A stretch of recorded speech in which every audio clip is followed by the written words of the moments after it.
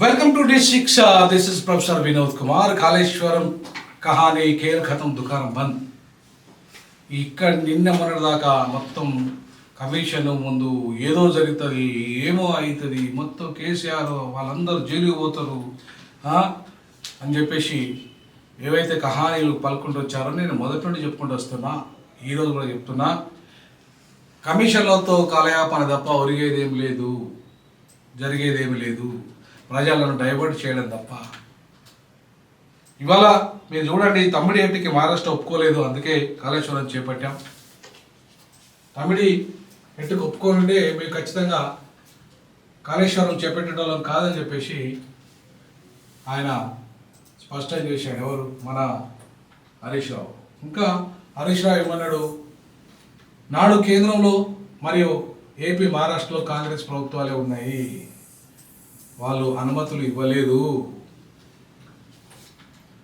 వాళ్ళు అనుమతులు ఇవ్వని కారణంగానే తమ్మిడి ఏటికి మేము మహారాష్ట్ర ఒప్పుకోని కారణంగానే మేము కాళేశ్వరం చేపట్టాము ప్రాణాయిత చెవెళ్ళతో ఒక లింక్ మాత్రమే మార్చాము 6 లింకులు యథాతథంగా ఉన్నాయి బ్యారేజీల నీటి నిల్వ నిర్ణయం అధికారులదే అంటే మాది కాదు అంటే బ్యారేజీలు కట్టడం ఏదైతే ఉందో నీటి నిల్వ సామర్థ్యం అన్నీ కూడా ఇంజనీర్లే చేశారు మేము చేయలేదు మంత్రివర్గం ఉపసంఘం సిఫార్సుతోనే ప్రాజెక్టు ఇంజనీరింగ్ రీడిజైన్ అంటే మంత్రివర్గ ఆమోదంతో మేము రీడిజైన్ చేసాము ప్రాజెక్టుకు అంతేగాని కేసీఆర్ మేము ఇక్కడ చేయలేదు నాగార్జున సాగర్ శ్రీరామ్ సాగర్ సమయంలో నిర్మాణ స్థలాలు మార్చారు అందుకే మేము కూడా మార్చాము సో నిజంగా ఆయన చెప్పిన దాంట్లో వాస్తవం లేదా ఖచ్చితంగా ఉన్నది కాంగ్రెస్ పార్టీ అధికారంలో ఉన్నప్పుడు నీళ్లు లేని చోట బ్యారేజీని ప్రతిపాదించింది మేము అధికారంలోకి వచ్చాక నీళ్లు ఉన్న చోటనే బ్యారేజీని మార్చాము తెలంగాణకు ఎప్పటికైనా కాళేశ్వరం జీవధార ఈ ఒక్క స్టేట్మెంట్ చాలు తెలంగాణకు కాళేశ్వరం జీవధార సో కాబట్టి దీంతో ఇక ఈ కాళేశ్వరం కహానీకి ఫుల్ స్టాప్ పెట్టండి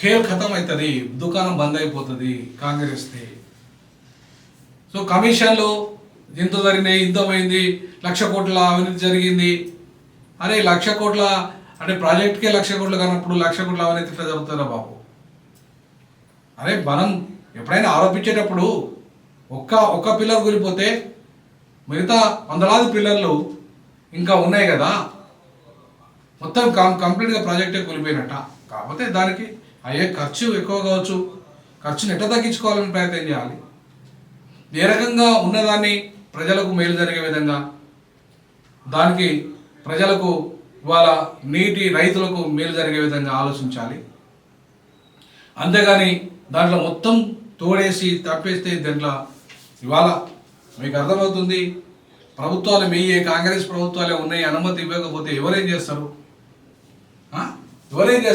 తమిళ ఎట్టుకి అనుమతి ఇవ్వకపోతే ఎవరేం చేస్తారు దాన్ని స్థలం ప్లేస్ మార్చుకున్నారు నాగార్జున సాగర్ శ్రీరామ్ సమయంలో కూడా జరిగింది మేము కూడా చేసినాము దాంట్లో తప్పేముంది అని చెప్పేసి ఆయన హరీష్ రావు చేసిన ఆర్గ్యుమెంట్లో వాస్తవం ఉంది ఎన్నటికైనా కూడా అది జీవధార అంటున్నాడు తెలంగాణకు ఎప్పటికైనా కాళేశ్వరం జీవధార అంటున్నాడు మన దీంట్లో పెద్ద ఎత్తున అవినీతి జరిగితే అవినీతి రికవర్ చేయండి ఎవరు కదంటారు ఆ పైసల్ని ప్రజలకు మళ్ళీ డెవలప్మెంట్ కోసం ఖర్చు పెట్టండి ఎవరు కాదంటారు కేసీఆర్ను మీరు ఆధారంతో జైల్లో పెట్టండి ఎవరు కాదంటారు మంత్రివర్గాన్ని జైల్లో పెట్టండి ఎవరు కాదంటారు అనవసరంగా మీ యొక్క 6 గ్యారంటీలు 420 హామీలు అమలు చేయకుండా డైవర్ట్ చేసే పాలిటిక్స్ కోసం కమిషన్ల పేరుతో కాలయాపన చేసి ఇవాళ ప్రజల్ని మభ్యపెట్టి ఇంకా ఎంతకాలం పరిపాలన చేస్తారు 18 ఏళ్ళు అయిపోయింది ఇంకా ఎంతకాలం ఈ పరిపాలన ప్రజలు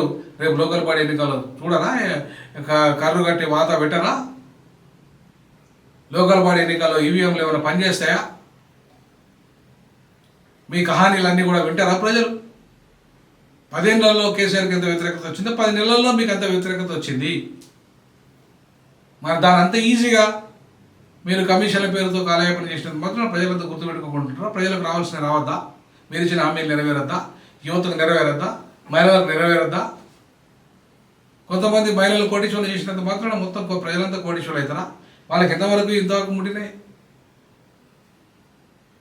సో కాబట్టి ప్రజలు గుడ్డోలే కాదు, ఎడ్డోలే కాదు. ప్రజలేమో ఇవాళ రేవంత్ రెడ్డి మొత్తం ఇవాళ అద్భుతాలు చేస్తున్నాయని చెప్పేసి ప్రజలేమో అంత భ్రమలో లేరు.